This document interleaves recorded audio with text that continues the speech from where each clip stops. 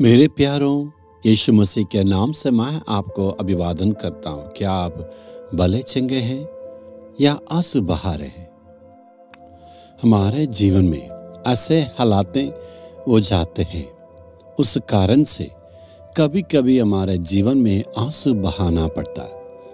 कोई हमेशा आंसू बहाते हैं। एक बहन जी आई थी, कहने लगी, भाई मैं इतना आंसू बहाए, प्रतिदिन मुझे आंसू बहाना पड़ता, इसलिए मेरे अभी आंखों में आंसू भी नहीं है। इतनी वो बहन आंसू बहा चुकी है। और एक बहन आके कह रही थी, भाई मैं इतनी आंसू बहा चुकी हुई, मेरे आंखों का दृष्टि भी खराब हो गई है। आंसू का अनुभव का मतलब बहुतों की जीवन में, यहाँ तक सब लोगों की जीवन में कभी न कभी तो आंसू बहा ही देते हैं। बाइबल में भी आप देख सकते हैं, बहुत सारे भक्तों ने आंसू बहा चुके हैं। यीशु मसीह भी दूसरों के लिए अपने जीवन में वो आंसू बहाए थे। अपने लिए नहीं, लोगों के लिए रोए, और जो परिवार दुख में था उनके लिए वो रोए। लेकिन कुछ लोग खुद के जिंदगी को सोच सोच के रोते रहते हैं, परेशान है। शायद आज आपका परिस्थिति भी ऐसे ही है। पहला सामुएल के पुस्तक में अन्ना नामक एक स्त्री है। पति तो इतना प्यारे हैं, इतना अच्छे से रखे हैं, लेकिन उनके लिए संतान नहीं था। इस कारण से वो खाना भी नहीं खाती थी, बहुत दुख होके रहती थी।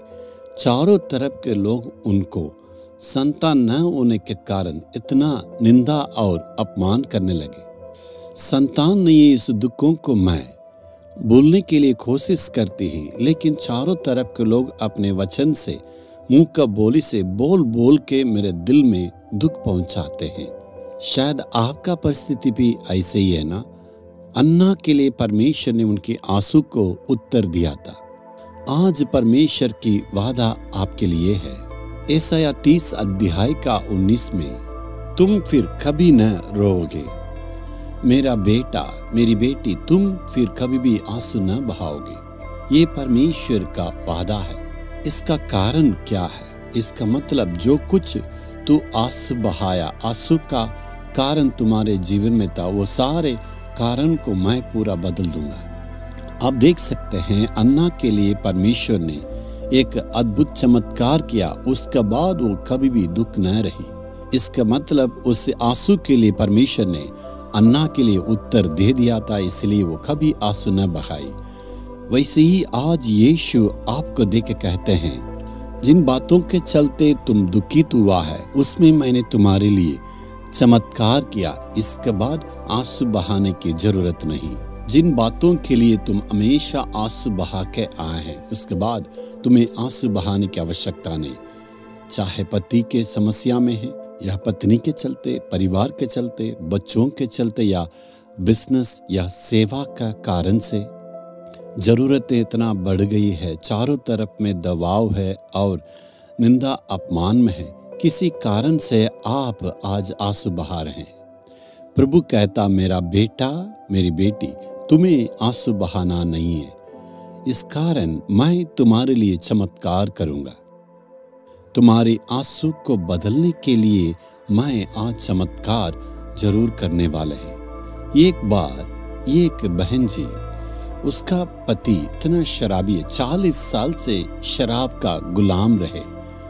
जब वो शराब पी जाते तो जानवर बन जाते। पूरे परिवार में मारपीट, लड़ाई झगड़ा, पूरा बर्तन इधर उधर फेंक देते हैं। 40 साल उस बहन आंसू बहाई, मेरे पति को उद्धार करना, मेरे पति मन पिराना। प्रभु ऐसे जितने लंबे समय से प्रार्थना करती, कभी कभी उम्मीद भी उठ जाता ना। 40 साल की प्रार्थना की। हमारे कार्यक्रम को देख के धीरे धीरे उनमें परिवर्तन आए, पूरा परिवर्तन हो गया। अभी बिल्कुल वो शराब नहीं पीते। वो बहन कहती है, मैं अभी आंसू बहा नहीं रही हूँ। अभी पति शराब नहीं पीते हैं, मारते नहीं हैं, इतने अच्छे बदलावट है। 40 साल की प्रार्थना में प्रभु उत्तर दिया। आपके लिए भी प्रभु करेंगे। आज परमेश्वर वादा करता है, इसके बाद तू आंसू नहीं बहाओगे। विश्वास के साथ परमेश्वर से कहेंगे, प्रभु तू मेरे लिए चमत्कार करेंगे, मैं इसके बाद आंसू नहीं बहाऊंगा। अब बोलिए, सारे वादा परमेश्वर तूने मेरे लिए दिया है, आज ही चमत्कार को देखूंगा। प्रभु से हम कहेंगे, हे प्रभु, तूने वादा किया है वो मेरे लिए दिया है। तूने कहा इसके बाद आंसू नहीं बहाना, मैं आंसू नहीं बहाऊंगा, चिंता नहीं करूंगा।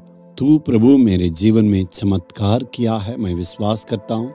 मेरे आंसू बहाने के कारण को बदल के तू चमत्कार किया है। आज ही परिवर्तन को तू करता, यीशु के नाम में आमीन आमीन।